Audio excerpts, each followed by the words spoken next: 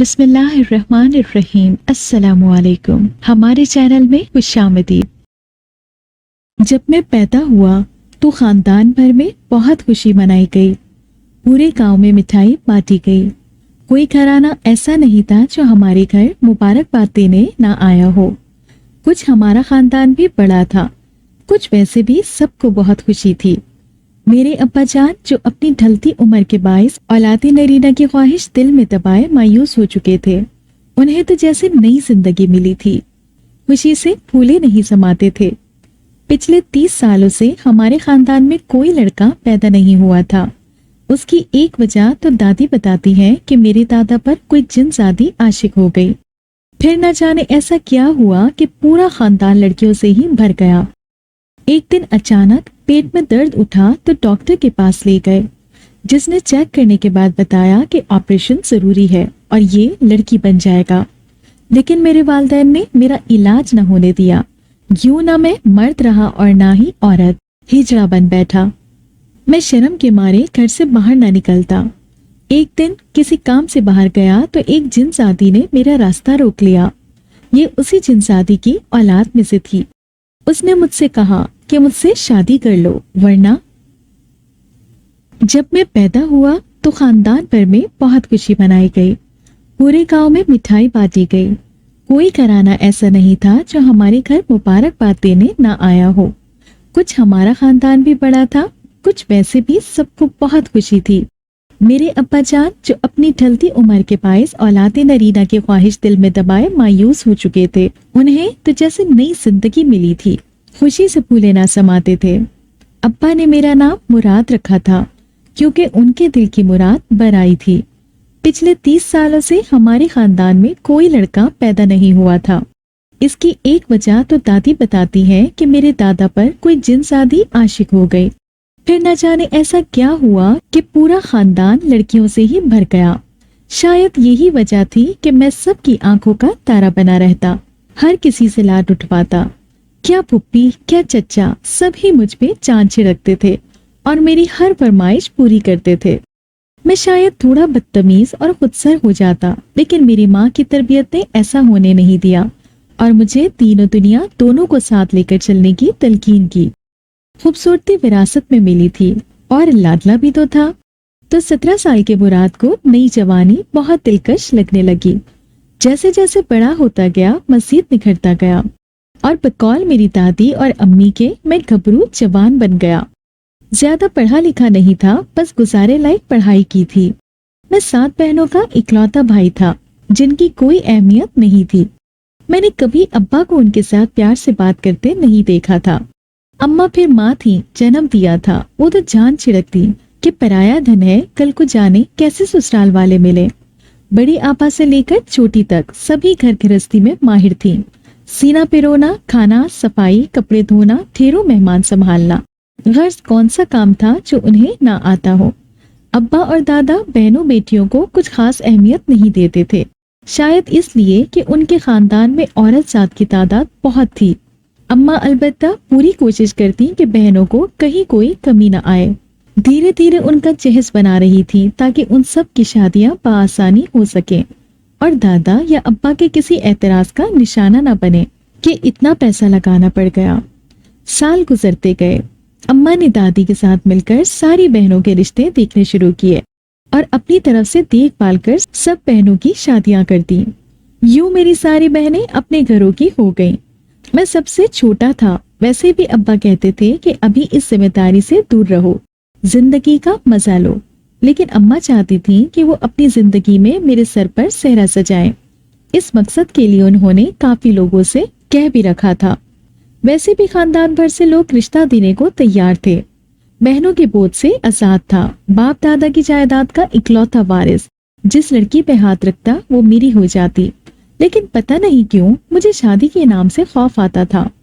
شاید اس خوف کی وجہ میرے جسم میں آنے والی وہ تبدیلیاں تھیں جو میرے لیے حیران کن تھیں۔ ایک دن اچانک پیٹ میں درد اٹھا تو ڈاکٹر کے پاس لے کے گئے، جس نے چیک کرنے کے بعد بتایا کہ اس میں پیدائش سے ہی زنانہ خصوصیات پائی جاتی ہیں۔ آپریشن ضروری ہے جس کے ذریعے یہ لڑکی بن جائے گا۔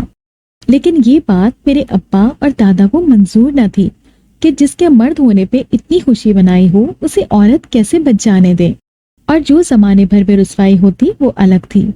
यूं मेरे अपनों ने मेरा इलाज न होने दिया। मैं ना मर्द रहा ना ही औरत, बल्कि हिजड़ा बन बैठा। शर्म के मारे घर से बाहर ना निकलता। अब्बा और दादा ने मुझसे मुंह मोड़ लिया। दादा तो हम के मारे चारपाई से लग गए कि नस्ल कैसे बढ़ेगी, उनका तो कोई नाम लेवा ना होगा। अब्बा मुझसे बात न करते, अजीब सी नफरत और हिकारत से मुझे देखते। मेरी अम्मा और दादी ने मेरा साथ ना छोड़ा और मुझे घर में ही रहने की तलकीन करती। छोटा सा तो गांव था, अगर हिजड़ों के गुरु तक खबर पहुंची तो वो मुझे अपने साथ ले जाने के लिए आ जाते। मैं नई मुसीबत में फंसना नहीं चाहता था। अल्लाह करीम की बहुत बड़ी आजमाइश थी जिसमें मुझे बहुत सा सब्र करना था, क्योंकि मेरे अपने मुझ पे जान छिड़कने वाले मुझसे नजरें मोड़ गए थे। मैं जो सबकी आंखों का तारा था अब कनक बनकर चुपने लगा था। अब्बा ने तो अम्मा से यहाँ तक कह दिया था कि अगर हिजड़े लेने आए तो इसे रोकना मत, मेरे घर में इसके लिए कोई जगह नहीं है। ये बात मैंने खुद अपने कानों से सुनी थी और मैं खून के आंसू रो पड़ा था। मुझे न खाने की होश थी न पानी का फिक्र। हर वक्त लेटा बस छत को घूरता रहता। मुझे लगता था मैं ऐसे ही पागल हो जाऊंगा। अगर मेरी माँ की दुआएं और दादी की मोहब्बत साथ न होती तो कब का मर चुका होता। अम्मा रातों को जागकर नवाफिल पढ़ती। दादी उठ उठ कर देखती कि कहीं घर से बाहर तो नहीं चला गया। दादा और अब्बा ने सबसे ही ताल्लुक तोड़ लिया था।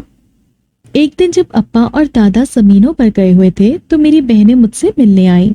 वो अब्बा और दादा की मौजूदगी में नहीं आती थी। बड़ी आपा ने मुझे गले से लगाया तो मैं बेइख्तियार रो पड़ा और उनसे माफी मांगी कि मैंने शायद कभी उन सब का दिल दिखाया हो जिसकी मुझे इतनी सजा मिली। मैं उनके लिए कुछ खाने पीने का बंदोबस्त करने बाहर गया तो एक जिनजादी ने मेरा रास्ता रोक लिया। ये उसी जिनजादी की औलाद में से थी जिसे मेरे दादा ने दुत्कार दिया था। उसने बताया कि वो बचपन से अब तक मेरा पीछा करती आई है और ये कि मैं उसकी दादी की बद्दुआ की वजह से इस हाल को पहुंचा हूँ, इसलिए ही मेरा खानदान लड़कियों से भरा पड़ा है और वो मुझसे इंतकाम लेने की नीयत से मेरा पीछा करती थी। लेकिन एक दिन जब मैं और अब्बा घुड़सवारी करते हुए जमीनों पर गए तो उसी लम्हे वो अपना दिल हार बैठी थी और इसकी जहनियत बदल गई। लेकिन फिर उसे मेरी हालत का इल्म हुआ तो वो मेरी मदद के लिए चली आई। उसने मुझसे कहा कि वो मुझे अपनाने के लिए तैयार है। अब मैं भला क्या करता? इकरार और इनकार दोनों सूरतों में आगे कुआं पीछे खाई वाला हिसाब था। जिनजादी बहुत खूबसूरत थी। उसने मुझे हौसला दिया कि वो मेरा इलाज भी करवाएगी और मुझे जमाने भर से बचा के रखेगी। मैंने उसे कहा कि फिलहाल मैं कोई जवाब नहीं दे सकता क्योंकि मेरी ज़हनी हालत ऐसी नहीं है कि मैं कोई फैसला कर सकूं। वैसे भी घर में अब जो मेरी हैसियत है मुश्किल ही है कि कोई मेरी बात मानेगा। तुम्हें घर में बात करने को कहा भी किसने? जिनजादी बोली। तो फिर हम क्या करेंगे? फिलहाल मैं तुम्हें इस अजियत से निकालने की कोशिश करूंगी। तुम किसी तरह अपनी अम्मा को राजी करो, वो तुम्हें अस्पताल लेके जाएं और तुम्हारा इलाज शुरू करवाएं। पैसे के लिए परेशान मत होना और अपनी बात से मत फिरना, जैसा तुम्हारे दादा ने किया था। क्या किया था दादा ने? मैंने पूछा तो उसने कहा कि लंबी कहानी है, फिर कभी सुनाएगी। फिलहाल मैं घर जाऊं, सब इंतजार कर रहे हैं और ये लिफाफा अपने पास रखना। जब भी इस पे हाथ फेरोगे मैं हासिल हो जाऊंगी। लेकिन एक बात याद रखना कि इलाज के बाद अपने वादे से मुकरना मत, वरना जो हाल मैं तुम्हारा करूंगी वो तुम्हारी नस्लें याद रखेंगी। मैं अपनी दादी की तरह अपने हक से दस्तबरदार होने वालों में से नहीं हूँ। अब तुम जाओ, हम जल्दी मिलेंगे। इतना कहकर वो गायब हो गई और मैं घर आ गया जहाँ मेरी बहनें और अम्मा सब इंतजार कर रही थी। खैर तो है बेटा, तुम्हारा रंग क्यों इतना जर्द हो रहा है और जिस्म भी ठंडा पड़ा हुआ है? घर में दाखिल होते ही अम्मा ने पूछा था। मैं क्या बताता, सो खामोश रहा और बहनों की खातिर मदारत में लगा रहा। बहनें अपने घर चली गईं तो अम्मा और दादी ने मुझे पास बिठा लिया कि क्या हुआ है। मैं उन्हें सच नहीं बता सकता था, इसलिए जान छुड़ाने के लिए झूठ बोल दिया कि दूसरे गांव से कुछ हिजड़े आए थे मुझे लेने। मैं बहुत मुश्किल से जान बचाकर पहुंचा हूँ घर। इतना कहकर मैं रोने लग गया। अम्मी और दादी ने मुझे खुलकर रोने दिया। जब दिल हल्का हो चुका तो अम्मी ने पास बिठा लिया और समझाने लगी कि तुम परेशान मत हो, आप मुझे अकेला छोड़ दिए अम्मी, मैंने दुख से कहा। मैं और तुम्हारी दादी तुम्हें सबसे अच्छे अस्पताल लेकर जाएंगे। हम सबकी जान बसती है तुम में, तुम्हें कैसे अकेला छोड़ दें। अस्पताल जाना तो जरूरी भी था, और जिनसादी ने भी तो यही कहा था कि किसी तरह अस्पताल पहुंच जाऊं, इलाज करवाना उसका काम है। मैंने अम्मा से कहा कि मुझे किसी अच्छे अस्पताल ले जाएं ताकि अगर मेरा इलाज मुमकिन हो तो करवा सके। मैं ऐसी जिल्लत भरी जिंदगी नहीं जीना चाहता। अगर मैं ठीक ना हो सका तो या मैं पागल हो जाऊंगा या अपनी जान ले लूंगा। अम्मा ने मुझे गले लगा लिया और हौसला दिया कि हम कल ही शहर जाकर तेरा इलाज करवाएंगे। अगला दिन मेरी जिंदगी का बुरा तरीन दिन था। डॉक्टर्स ने बहुत बुरी खबर सुनाई थी। मेरे अब्बा ने बर वक्त मेरा इलाज करने दिया होता तो आज नौबत यहाँ तक न आती। डॉक्टर्स ने कहा कि हम देर कर चुके हैं और ये कि अब सर्जरी का फायदा नहीं है। अम्मा और दादी ने वहीं रोना शुरू कर दिया। मुझे समझ नहीं आ रही थी कि मैं खुद को कैसे संभालूं और उन्हें कैसे दिलासा दूं। यूं ही रोते हुए घर आए तो सामने अब्बा और दादा बैठे थे, जिनके तेवर बता रहे थे कि उन्हें हमारे शहर जाने की खबर मिल चुकी है और हुक्म अदूली पर अब सख्त सजा सुनाई जाएगी। मैंने खुद को हर तरह के हालात के लिए तैयार कर लिया था, क्योंकि यही मेरी जिंदगी का कड़वा तरीन सच था, जिसे मैं चाहकर भी नहीं जुटला सकता था। दादा ने हुक्का एक तरफ रखा और दादी से मुखातिब हुए। तुम्हारी जुर्रत कैसे हुई इसे शहर के बड़े अस्पताल में ले जाने की? इसकी वजह से हम पहले ही कम इज्जत देख चुके हैं क्या? हम कहीं मुंह दिखाने के लायक नहीं रहे। तुम औरतें तो घर में आराम से बैठती हो, चैन की नींद सोती हो, हमारी नींदें हराम करती हैं इसने। जब भी बाहर निकलते हैं सर झुकाकर चलते हैं कि कोई मुराद के मुतालिक सवाल न कर ले। पता नहीं ऐसी क्या खता हुई थी मुझसे कि ये दिन देखना पड़ा। दादा अफसोस से कह रहे थे। दादी ने कुछ कहने की हिम्मत की, लेकिन दादा के गुस्से से डर गए और सब खामोश ही रहे। मुझे लगा कि तूफान थम गया है, लेकिन ये महज मेरी खाम ख्याली साबित हुई। और ठीक 2 दिन बाद रात के पिछले पहर किसी दूसरे गांव से हिजड़ों का गुरु बुलवाया गया। ये वही लोग थे जिन्होंने मेरी पैदाइश पर खूब नाच गाना किया था और मेरे दादा ने उन पर ढेरों पैसा लुटाया था। मुझे आधी रात को उठाया गया और दादी और अम्मी के रोने मना करने के बावजूद जबरदस्ती उनके साथ भेज दिया गया। मेरे जहन में दादा के अल्फाज गूंज रहे थे कि मैंने ऐसा कोई गुनाह नहीं किया जिसकी इतनी बड़ी सजा भुगतूं, और मैं ये सिर्फ सोच कर ही रह गया कि मैं किसी गुनाह की सजा तो ना था, लेकिन ये सब कुछ कहने की हिम्मत किसी में भी ना थी। जब मैं उनकी रिहाइश गाह पर पहुंचा तो मेरा बहुत शानदार इस्तकबाल किया गया। सारे हिजड़ों ने ढोल की थाप पर डांस किया। उनके खानदान में एक नए फर्द का इजाफा हो चुका था। मैं खामोश तमाशाई बना एक तरफ बैठा था। मुझ पर से नोट मार के बतौर सदका अलग रखे गए। काफी देर यही सब चलता रहा। मैं बेजार होने लगा था। गुरु ने मेरी कैफियत भांप ली थी, इसलिए उसने सब लोगों को नाच गाने से रोक दिया और बारूब आवाज में बोला, बच्चे को कुछ खाने को दो कुड़ियों, तुम लोग तो इसका दिमाग ही खा रही हो कब से। गुरु, जिनका नाम सुरखाब दादा था, सभी हिजड़ों का उनसे एहतराम का ताल्लुक था। एक चीज जो मैंने देखी वो ये कि यहाँ औरतों की खुसूसियात रखने वाले हिजड़ों की कसरत थी। मैं दोपहर तक सोया पड़ा रहा। मुझे कोई जगाने नहीं आया। जब आंख खुली तो सुरखाब दादा मेरे कमरे में मौजूद था। मैं फौरन उठकर बैठ गया। मेरे जहन में तरह तरह के ख्यालात आने लगे। मुझे अपनी इज्जत जाने का खौफ भी था। मेरा चेहरा मेरी सोचों की नुमाइंदगी कर रहा था। मेरी हालत एकदम ऐसी हो गई थी कि काटो तो बदन में लहू नहीं। मैंने सुन रखा था कि हिजड़े जब शादी ब्याह के फंक्शन में जाते हैं तो उन्हें अपनी मलकियत समझ लिया जाता है। जिसका जो दिल चाहता है वो 2 नोट फेंककर अपनी तस्कीन हासिल कर लेता है। सुरखाब दादा खामोश बैठे मेरी तरफ देखते रहे कि मैं कब ज़बान खोलता हूँ, लेकिन मेरे लब सिल चुके थे। मेरे बाप और दादा ने अपनी इज्जत बचाकर मुझे सरे बाजार नीलाम कर दिया था। मैंने भी इसे कुदरत का फैसला समझकर कबूल कर लिया था। दादा ने देखा कि मैं खामोशी के गहरे समंदर में गर्क हूँ तो वो खुद ही बोले, कुछ खाए पिएगा भी या भूखा ही मरेगा। दादा, मुझे भूख नहीं है। क्यों नहीं है भूख तुझे? दादा बोले, तू इंसान नहीं है या जिंदा नहीं है। अब जब वो बोले तो उनके लहजे में दुख और कर्ब वाज़िह महसूस हुआ। मैं ना तो इंसान रहा हूँ सुरखाब दादा, ना ही जिंदा हूँ। मुझे मुर्दा ही समझ लें। मैं चाहते हुए भी अपने आंसू नहीं रोक सका था।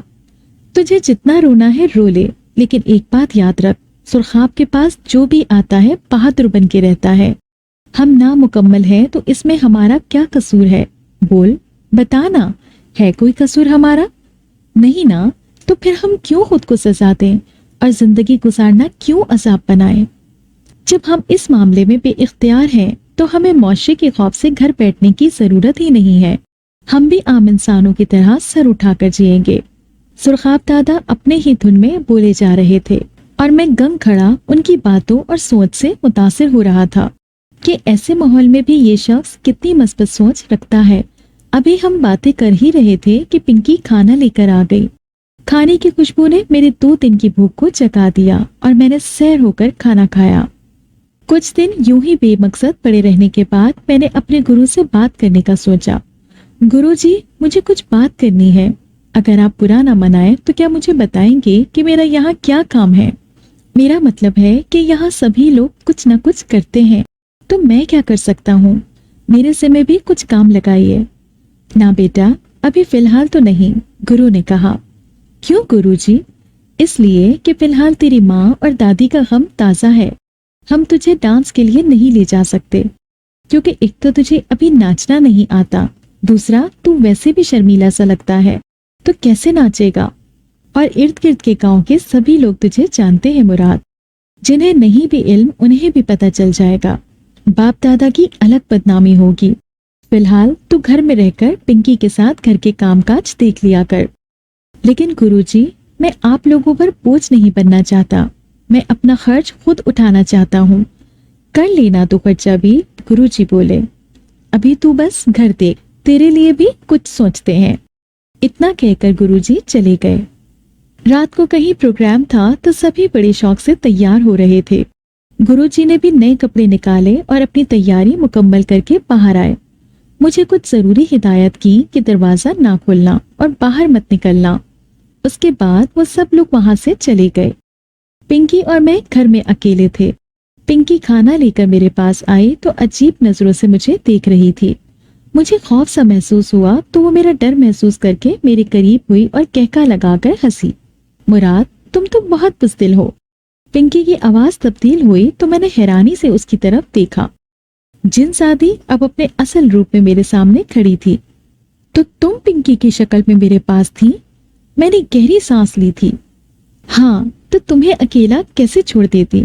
आज बहुत अरसे बाद मौका मिला है तो मैं इस राज से पर्दा उठाती हूँ जिसे तुम्हारे दादा ने तुम सब लोगों से छुपा रखा था। मेरी दादी एक मुसलमान जिनजाती थी जिन्हें तमाम जिन्नात की तरह इंसानी दुनिया में दाखिल होने की इजाजत ना थी, लेकिन वो जरा शरारती और मुतजस्सिस तबीयत की मालिक थी। और तुम्हारे दादा जवानी में तुमसे कहीं ज्यादा खूबसूरत थे। मेरी दादी ने उन्हें पहली बार मस्जिद के दरवाजे पे देखा था और वहीं दिल हार गईं। कबीले के सरदार समेत सब बड़ों के मना करने के बावजूद तुम्हारे दादा की हवेली में रहने लगी। उन्हें इस जगह से उनसियत महसूस होती। तुम्हारे दादा खबरू जवान थे, उनकी सोच भी रंगीन थी और वो हवेली में अक्सर ऐसी महाफिल सजाते जिनमें हिजड़ों की कसीर तादाद होती। तुम्हारे दादा के जानने वालों में भी अक्सरियत का ताल्लुक ऐसी ही उमरा और रईस खानदानों से था जहाँ किसी गरीब की कोई हैसियत व वक़्त ना थी। रोज कोई ना कोई हिजड़ा अपनी इज्जत से हाथ धो बैठता। शराब और जुआ उन महफिलों में आम सी बात थी। मेरी दादी जो जिन्नात के शरीफ खानदान से ताल्लुक रखती थी वो ये सब कुछ देखती तो तुम्हारे दादा को सीधे रास्ते पे लाने के लिए नत नए तरीके सोचती। उन्होंने कई बार तुम्हारे दादा को डराने की भी कोशिश की, लेकिन वो नाकाम रही। हमारे कबीले के लोग भी दादी से कता ताल्लुकी का ऐलान कर चुके थे। यूं एक जिनजादी यानी मेरी दादी ने एक इंसान के साथ एक तरफा मोहब्बत में अपना कबीला छोड़ दिया और उस इंसान को सीधा करने की कोशिश में लग गईं, जिसके 24 घंटे शराब और शबाब में गुजरते थे। जिनजादी ने गहरा सांस लिया और फिर बोली, मेरी दादी बताती है कि इस बंदे से मेरी जंग तब शुरू हुई जब उसने अपनी हवेली का वो दरख्त काटने का हुक्म दिया जहां मैं पिछले 3 सालों से रह रही थी। वही दरख्त अब मेरा मस्कन था, क्योंकि मेरा कबीला मुझे छोड़ चुका था। अब वो इस शख्स को सबक सिखाना चाहती थी जो उनसे रहने का ठिकाना भी छीन ले। मेरी दादी ने तुम्हारे दादा के रूबरू होकर सारी कहानी बताने का फैसला किया और एक दिन जब वो नशे की हालत में धुत पड़े थे, उन्हें जगाने की कोशिश करने लगी, जो बेसूर ठहरी। बिलाखिर उन्होंने सुबह का इंतजार किया, लेकिन दादा ने उठते साथ ही जमीनों पर जाने की जल्दी की। दादी ने वही अपनी दास्तान सुनाने का सोचा और खेतों के बीचों बीच तुम्हारे दादा को अपनी तरफ मुतवज्जे किया। तुम्हारे दादा, जिन्हें सारी दुनिया अकबर के नाम से जानती है, उन्होंने मेरी दादी को खूब मुखलसात बकी और कहा कि वो किसी जिन चुड़ैल पर यकीन नहीं रखते। ऐसी किसी चीज का वजूद ही नहीं है, ना ही वो उनसे डरते हैं। दादी, जो अपना कबीला, कुंबा और घर बार सब छोड़कर उस दरख्त में पनाह लिए हुई थी, गुस्से और इंतकाम से भपक गईं और दादा को धमकी दी कि अगर वो दरख्त काटा गया तो अंजाम के जिम्मेदार वो खुद होंगे। तुम्हारे दादा ने मजाक उड़ाया और कहा कि तुम क्या कर लोगी? मैं तुम्हारी नस्ल बर्बाद कर सकती हूँ। तुम अपनी नस्ल बढ़ाने के लिए तरस जाओगे। अगर मेरी बात ना मानी तो मेरी बद्दुआ लगेगी तुम्हें। जवाब में तुम्हारे दादा ने एक कहकहा लगाया था और वहां से चले गए थे। साल गुजरे, दादी ने वो हवेली छोड़ दी और तुम्हारे दादा का ख्याल अपने दिल से निकाल दिया। अपने कबीले की तलाश में मारी मारी फिरती रहीं। वो करीब 10 साल अपने घर वालों से दूर रहीं। उस अरसे में उन्हें शयातीन, जिन्नात यानी गैर मुस्लिम जिन्नात का सामना भी करना पड़ा और वो उनसे मुकाबला भी करती रहीं। 10 साल बाद उनकी ये आजमाइश और सफर खत्म हुआ और वो अपने कबीले से जा मिली। दादी बताती हैं कि जिस साल उनकी शादी हुई, उसी साल अकबर साहब यानी तुम्हारे दादा भी दुल्हा बने और उन्होंने शुरू से ही अपनी दुल्हन यानी तुम्हारी दादी अम्मा को डांट डपट कर रखा। 1 साल बाद जब तुम्हारे अब्बा पैदा हुए तो तुम्हारे दादा जान उस जिनसादी यानी मेरी दादी अम्मा की बद्दुआ भूल चुके थे। तुम्हारे अब्बा की पैदाइश पर भी वैसे ही खुशी मनाई गई जैसा कि तुम्हारी पैदाइश पर हुई थी।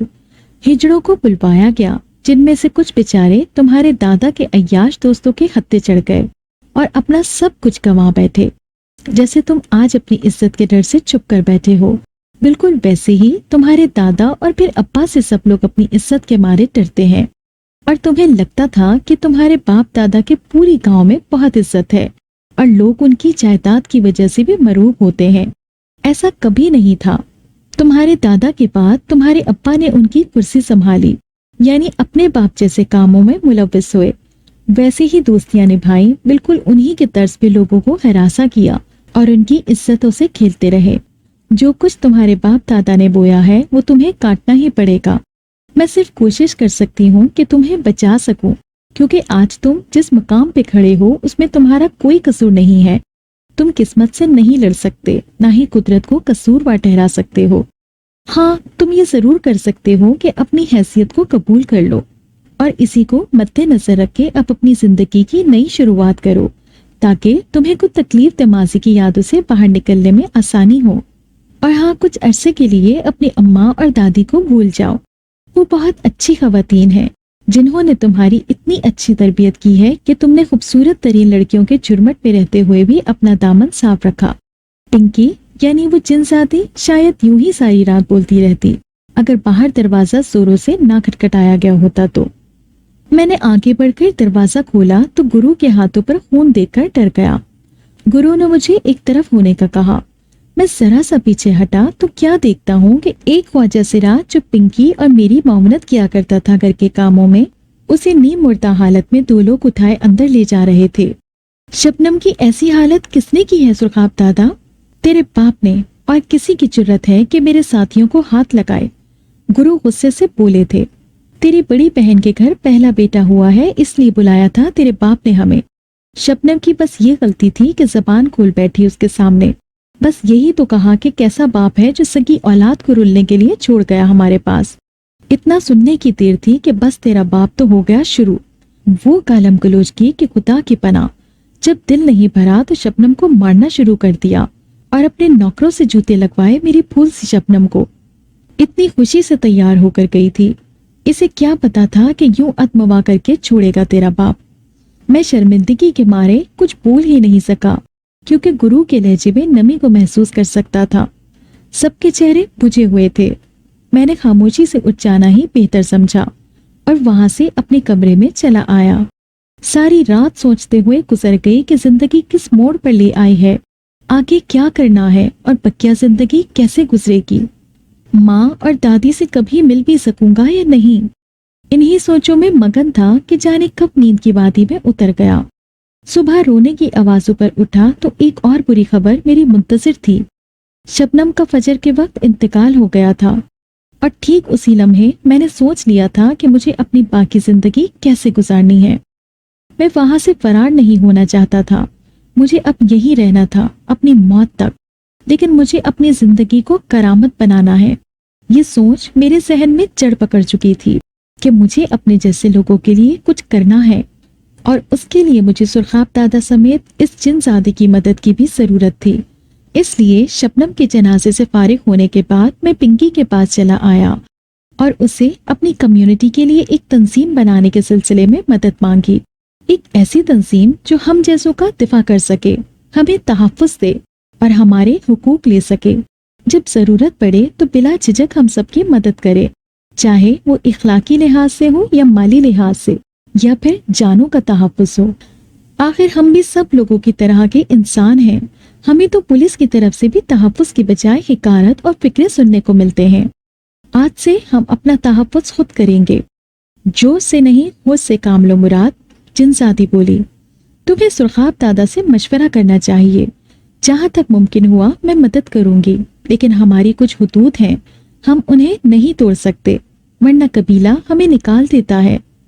मैंने सुरखाब दादा से बात की कि मुझे एक टीम बनाने की इजाजत दें जो कम से कम भी 15 अफराद पर मुश्तमिल हो, ताकि जब भी हम किसी फंक्शन में जाएं तो 3 से 5 लोग ऐसे हों जो मुकम्मल तरबियत याफ्ता हों, ताकि किसी भी नाखुशगवार वाक़ये से निपटा जा सके, और कुछ लोग घर में निगरानी के लिए हमा वक्त मौजूद रहें। मुझे शबनम की मौत का बेहद अफसोस है और बिल्कुल भी उम्मीद नहीं थी कि अब्बा ऐसे किसी की जान भी ले सकते हैं। उन्होंने मेरे साथ जो किया मैं माफ कर चुका था, लेकिन शबनम की मौत का बदला जरूर लूंगा। नहीं मेरे बच्चे, वो तेरा बाप है, उसे जो सजा देनी होगी कानून देगा। हम कानून के दर पे जाएंगे, देखते हैं हमारे साथ इंसाफ होता है या नहीं। मुराद बेटा, तू बस इस टीम को तैयार कर, तुझे तो काफी दावपेच सिखाए होंगे तेरे बाप दादा ने। गुरु ने मुझे कहा तो मैं बोला, बात ये है गुरुजी कि मैं लड़ाई झगड़ों से हमेशा ही दूर रहा। इसकी वजह मेरी अम्मा और दादी थीं, जिन्होंने हमेशा मुझे इन चीजों से दूर रहने की तलकीन की। अलबत्ता मेरा एक दोस्त पुलिस में भर्ती हुआ था, शायद वो हमारी कुछ मदद कर सके। जरूर मुराद पुत्र, तू उससे राब्ता कर, देख उससे अकेले मिलने ना जाना। तेरे बाप के सर पे तो खून सवार है, क्या पता कब किसकी बारी आ जाए। वो तो रब से शिकायत लगाए बैठा है कि ऐसी नरीना औलाद से बेहतर था कि एक और बेटी पैदा हो जाती, कम से कम उसे ब्याह कर जान तो छूट जाती। जान तो अब भी छूट जाएगी। मैं पड़पड़ाया था, लेकिन मेरे पास खड़ी पिंकी के सिवा किसी को मेरी आवाज सुनाई नहीं दी थी। अगले दिन मैंने अपने दोस्त अली से राब्ता किया और उसे कहा कि अपना थोड़ा सा वक्त हमें दे ताकि हम अपना दिफा करने के काबिल हो सके। साथ ही शबनम के कत्ल की रिपोर्ट भी लिखवा दी और गवाह शुदगान में गुरुजी का नाम लिखवा कर घर आ गया। अली अपने मुकर्ररा वक्त पर पहुंच गया और उसने हमें 1 घंटे की ट्रेनिंग दी। वो रोज आने लगा। एक माह की ट्रेनिंग ने इस काबिल जरूर कर दिया था कि किसी जालिम का हाथ रोक सके।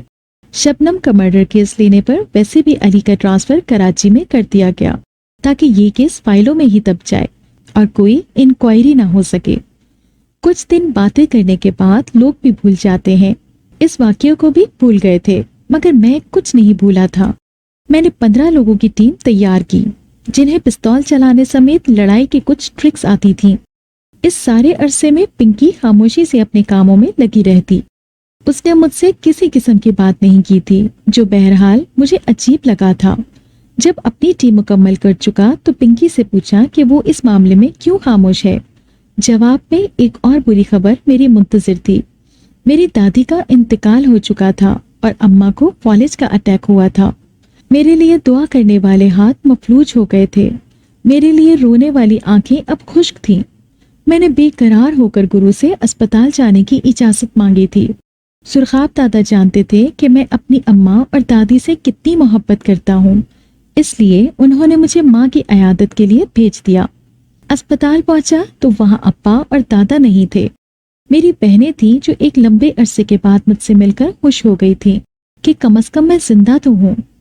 मैं अम्मा के पास जाकर बैठा और उन्हें मुखातिब किया, अम्मा आप जल्दी से ठीक हो जाएं, मेरे लिए तो आप ही सब कुछ हैं।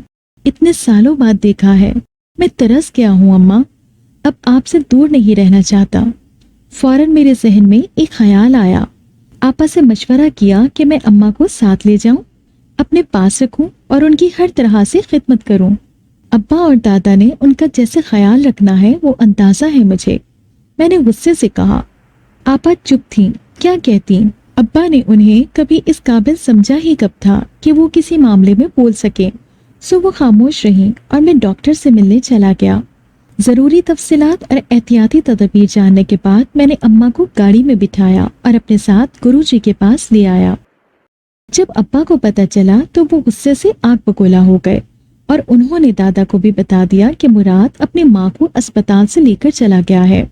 दादा खामोश रहे क्योंकि अब वो ऐसी हालत में नहीं थे कि कोई एक्शन ले सकते, इसलिए उन्होंने मामला अब्बा पर छोड़ दिया। मेरे दोस्त अली ने शबनम मर्डर केस की पैरवी करना नहीं छोड़ा था। वो अपने तौर गवाहान की तलाश में था और गवाहों में सबसे अहम गवाह खुद सुरखाब दादा थे, लेकिन वो न जाने क्यों मेरे अब्बा और दादा से डरते थे। मुझे लगा कि यही सही वक्त है जब पिंकी अपनी असली हालत में गुरुजी से मिले और उन्हें अपने साथ होने का एहसास दिलाए, ताकि गुरुजी मेरे अब्बा और दादा के खिलाफ बयान दे सकें। इस मकसद के लिए मैंने जिनजादी यानी पिंकी को राजी किया।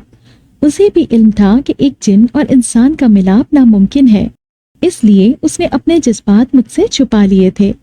वो इजहार नहीं कर सकी, लेकिन मैं सब समझ गया था। यूं भी हमारा मिलना नामुमकिन था, अगर मुमकिन भी होता तब भी मैं कहाँ अब किसी काबिल रहा था। अब हम सिर्फ दोस्त थे जो एक दूसरे की मदद कर रहे थे। मैंने अली को खुली छूट दे रखी थी कि अगर मेरे बाप पर शबनम का कत्ल साबित हो जाता है तो मेरी तरफ से कोई मज़ाहमत नहीं होगी। जो सजा कानून देगा वो मेरे बाप को कबूल करनी ही पड़ेगी। अली ने जो शवाहिद इकट्ठे किए उनके मुताबिक फिलहाल अब्बा पर कत्ल साबित नहीं हुआ था। अब बस सुरखाब दादा की गवाही बाकी थी। उधर अम्मा की सेहत पहले से कतरे बेहतर हो रही थी और वो अब अपने हाथ पांव हिला सकती थीं। इशारे से मुझे अपने पास बुलाती, बात करने की कोशिश करती थी, लेकिन जबान साथ नहीं देती थी। या अल्लाह, ये कैसी आजमाइश है मेरे मौला, तू मेरी माँ को सेहत अता करते रब्बुल आलमीन। तेरे घर में तो कोई कमी नहीं है अल्लाह, वो तो हम बंदे ही गुनहगार हैं जो गुनाह पे गुनाह किए जाते हैं। मैंने काफी साल बाद इतनी बुलंद आवाज में दुआ की थी। सारे लोग मेरे इर्द गिर्द जमा होकर मुझे हौसला देने लगे कि इंशाअल्लाह अम्मा जल्दी ठीक हो जाएंगी। मैं फूट फूट कर रोया। अल्लाह, कैसी किस्मत पाई है कि इतने मुश्किल हालात में भी बाप का साथ नसीब में नहीं लिखा। खैर, गुरु ने मुझे गले लगाया और कहा कि तू मेरा शेर पुत्र है, घबराता क्यों है, मैं हूं ना तेरे साथ। तो फिर आप मुझे बताते क्यों नहीं कि उस रात क्या हुआ था? क्या वाकई शबनम का कत्ल मेरे अब्बा ने किया है? मुराद बेटा, तू मेरे साथ आ, मेरे कमरे में चल, मैं वहां जाकर सारी बात बताता हूँ। गुरु मुझे अपने साथ कमरे में ले गए और वहां उन्होंने उस रात की तफसीलात बताना शुरू की कि कैसे मेरे अब्बा के दोस्तों ने शबनम के साथ बदतमीजी की और उसके जवाब देने पर उसे बुरी तरह पीटना शुरू कर दिया। तेरे बाप ने शबनम को नहीं मारा, लेकिन उसकी गलती ये है कि उसने अपने दोस्तों को भी नहीं रोका। वो ताकत रखता था, उन्हें मना कर सकता था, लेकिन उसने नहीं किया। इसलिए मैं उसे सजावार समझता हूँ। बाकी तुम पर मुनहसिर है कि तुम क्या करते हो। गुरुजी ने बात मुझ पे छोड़ दी क्योंकि मेरे बाप का मामला था। मैंने अली से कहा कि जिस शख्स ने शबनम का कत्ल किया है उसे मार मार कर अत्मवा कर छोड़ा, उसे पकड़ो और जो लोग वहाँ तमाशा देखते रहे उन्हें भी शरीके जुर्म समझो। हर एक को सजा मिलनी चाहिए, चाहे वो कितना ही अमीर और हैसियत वाला शख्स हो। अली ने मेरी बात मान ली और अपने एक सीनियर अफसर से जो उसकी तरह बेखौफ और ईमानदार था उससे सारी बात की। अगले दिन पुलिस की रेड हुई। हवेली से मेरे बाप और दादा दोनों को शरीके जुर्म मानकर गिरफ्तार किया गया। जब उन्हें हथकड़ियां लगाकर पुलिस वैन में डाला गया तो मेरी आंखें बरसने लगी। बाप दादा की इज्जत सही मायनों में आज मिट्टी में मिल गई थी, ना कि तब जब मुझे एक कमी के बाद हिजड़ा कहकर घर से निकाल दिया गया था। मैं गुरुजी के साथ घर आया तो पिंकी ने खुशखबरी सुनाई कि अम्मा ने आज बोलने की कोशिश की है। वो अपने हाथ पांव भी हिलाने की कोशिश कर रही थी। मैं बहुत खुश था कि कहीं से तो ठंडी हवा का झोंका नसीब हुआ। रात का अंधेरा बढ़ा तो पिंकी मेरे पास आई और कहने लगी कि उसे अब वापस जाना है। वो अपनी दुनिया में किसी जिनसादे के साथ घर बसाएगी और एक आध दिन में शायद उसका कबीला उसे लेने आ जाएगा। मैं सुनकर खामोश हो गया। कहने को कुछ था ही नहीं। एक उनसियत थी पिंकी से, कभी जिनसादी समझा ही ना था। एक दोस्त की हैसियत से अपने सारे दुख सुख उसे ही तो बताता था। अब ये भी चली जाएगी तो मैं बिल्कुल अकेला हो जाऊंगा। चलो, जो मेरे रब की रजा, मैं उसी में राजी। मुझे ऐसा लगा अम्मा ने आवाज दी हो। मैं अपनी सोचों में गुम था। पिंकी कब की जा चुकी थी। जल्दी से बाहर निकला तो अम्मा बिस्तर से नीचे गिर गई थी। शायद पानी के लिए हाथ बढ़ाया हो और गिर गई हो, लेकिन उन्हें बहुत शदीद तकलीफ थी।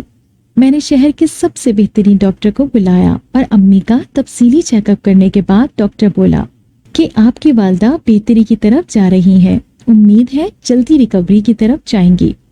जिनसादी अपने कबीले में वापस जा चुकी थी। अब्बा और दादा 3 महीने जेल रहकर छूट गए थे। जब से दादी फौत हुई थी तब से दादा तो वैसे भी गोशाए नशीन हो गए थे। अब्बा की अना पे अलबत्ता सरप लगी थी, सो वो जख्मी सांप की तरह बल खाए बैठे थे। मौका मिलने की देर थी। मैं उनके सामने होता तो कत्ल हो जाता मेरा। ये सब बातें अली की ज़बानी मुझे मालूम हुई थी। मुझे महसूस हुआ कि गुरु का घर अब महफूज ठिकाना नहीं है, इसलिए उनसे इजाजत चाहिए कि अम्मा का इलाज ज्यादा जरूरी था और वो अस्पताल में ही मुमकिन था। जाते वक्त सुरखाब दादा ने कुछ पैसे मेरे हाथ पे रखे कि इलाज के लिए काम आएंगे।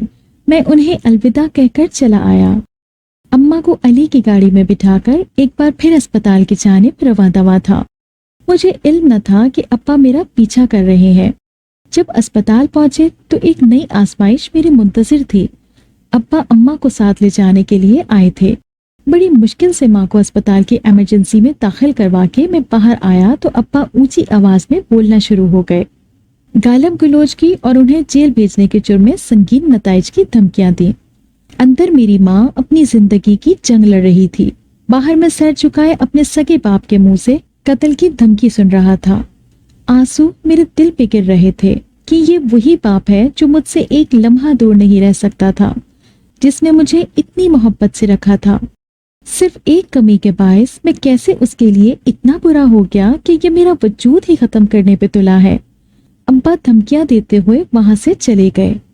मैंने फैसला किया था कि उनसे 2 टोक बात करके रहूंगा और इस उम्मीद पर कि शायद वो मेरा मान रखें, उनसे गिला करूंगा कि जब मुझे आपकी सबसे ज्यादा जरूरत थी तब आपने मुझे लवारिस की तरह छोड़ दिया। मैं उनसे लड़ूंगा कि आप तो एक लम्हा भी मुझसे अलग नहीं गुजारते थे। अब क्या हुआ है? मैं अपने जहन में सारे सवाल तरतीब दिए जा रहा था। पता ही नहीं चला कि कब दादा की हवेली के सामने जा खड़ा हुआ। 3 साल, पूरे 3 साल मैंने इस हवेली से दूर गुजारे थे। यहाँ के मकीनों ने मुझ पर दरवाजे बंद कर दिए थे, इस घर के भी और अपने दिल के भी। आज जी भर के रोऊंगा, शायद मेरे अब्बा का दिल बदल जाए। क्या पता उसे मुझ पर रहम आ जाए। धड़कते दिल के साथ मैं हवेली में दाखिल हुआ था। एक लम्हे को मुझे गुमान हुआ कि ये वो हवेली नहीं जहां मेरा बचपन गुजरा था, जहां मैंने कदम कदम चलना सीखा था, जहां खुशियां थी, कह कहो की बरसात थी और जहां जिंदगी बसती थी। ऐसा लगा जैसे मैं कब्रिस्तान में आ गया हूँ। इस कदर खामोशी, ऐसी वीरानी का तो तसव्वुर भी नहीं किया था मैंने। दबे कदमों के साथ चलता हुआ मैं दलान में आकर रुक गया। एक तरफ चरपाई पे दादा लेटे थे, यूं लगा हड्डियों का ढांचा पड़ा है। किसी दौर में कैसे फिरौन हुआ करते थे। मैंने दुख से सोचा और उन्हें सलाम करके जवाब का इंतजार करने लगा। काफी देर तक कोई जवाब नहीं आया तो मैं अंदर की तरफ बढ़ गया। अब्बा गम से निढाल कमर झुकी हुई एक तरफ को पड़े थे। मैंने पास जाकर सलाम किया तो मुड़कर मेरी तरफ देखा और बोले, मैं जानता था तू जरूर आएगा, लेकिन इतनी देर से आएगा ये नहीं पता था। देख क्या हालत हो गई तेरे बाद घर की। क्या ये वही घर लगता है जो 3 साल पहले तू छोड़ कर गया था? बता, देख ना। कहाँ गई इसकी रौनकें, सब खत्म। तू अपने साथ सब कुछ ही ले गया मुराद। अब्बा रूहान से हो रहे थे। तेरी दादी तेरे गम में कब्र तक जा पहुंची। अब्बा बिस्तर से लगे हैं और तेरी माँ की हालत तो तेरे सामने ही है। मुराद, तेरी एक जिस्मानी कमजोरी ने हमें कहां से कहां पहुंचा दिया। काश मैंने बर वक्त तेरा इलाज करवा दिया होता। इतनी वीरानी उदासी हमारा मुकद्दर तो ना बनती, हम यूं ना बर्बाद होते। मेरे एक गलत फैसले ने कितनी जिंदगियां बर्बाद की। कोई मुझसे पूछे कितनी तकलीफ में हूँ, कैसे मैं इतना संगदिल हो गया कि अपनी सगी औलाद जो मुझे जान से ज्यादा अजीज थी, उसे घर से बाहर निकाल दिया। क्यों मुझे कोई रोक नहीं सका? काश अब्बा ही रोक लेते मेरा हाथ। इतना बुरा वक्त तो ना आता हम पर। मैं तो खुद अब्बा से गिले शिकवे करने आया था। अब्बा के कांधे पर सर रख के रोने को तरस रहा था। आगे बढ़कर अब्बा को गले लगाया और माफी के लिए उनके बंधे हाथों को अपने हाथ में थाम लिया। हम दोनों बाप बेटे खूब रो चुके तो दादा का ख्याल आया। अब्बा ने बताया कि दादा जब से जेल से घर आए तब से यूं ही गुमसुम रहते हैं, चुप लग गई है। खला में घुरते रहते हैं बस, न कुछ खाते हैं न पीते हैं। मैं और अब्बा मिलकर दादा को भी अस्पताल ले गए, जहां उनका इलाज शुरू हुआ। मुझे नहीं मालूम था कि अब्बा किसी डॉक्टर से मेरे बारे में पूछ रहे हैं। अगले दिन अब्बा ने बताया कि तुम्हारा इलाज अब भी मुमकिन है। तुम चाहो तो मर्द या औरत किसी एक जिन्स का इंतखाब कर सकते हो, और अगर ऐसी ही जिंदगी गुजारना चाहते हो तो मैं तुम्हें मजबूर नहीं करूंगा मुराद। ठीक है अब्बा, मैं ऑपरेशन के लिए तैयार हूँ। 2 दिन बाद मेरा ऑपरेशन किया गया और मुझे मर्दाना खुसूसियात रखने के बायस मेरी जिन्स मर्द ही बरकरार रखी गई। अब्बा के लिए ये बहुत खुशी का दिन था, क्योंकि अम्मा भी बोलने लगी थी और दादा भी जिंदगी की तरफ लौट आए थे। और सबसे बड़ी खुशी तो उन्हें मुराद के लौट आने की थी। हम सब अस्पताल से बाहर निकले तो मेरी नजर पिंकी पे पड़ी। उसकी मखसूस मुस्कुराहट बता रही थी कि उस सारे मामले में उसने मेरी कितनी मदद की है और वो मेरे लिए बहुत खुश है। मैं भी दिल से मुस्कुरा दिया था। हवेली के बाहर वापस आ गई थी, क्योंकि घर मकीनों से बनते हैं, मकानों से नहीं। अगर आपको ये कहानी अच्छी लगी है तो इस वीडियो को लाइक कीजिए और इसी तरह की मज़ीद वीडियोस देखने के लिए हमारे चैनल को सब्सक्राइब कीजिए। और हाँ, अगर आपकी किसी दोस्त, रिश्तेदार या बहन के साथ खुदा ना करे ऐसा कोई वाकया पेश आया है तो हमें कमेंट सेक्शन में उसके बारे में ज़रूर बताइए।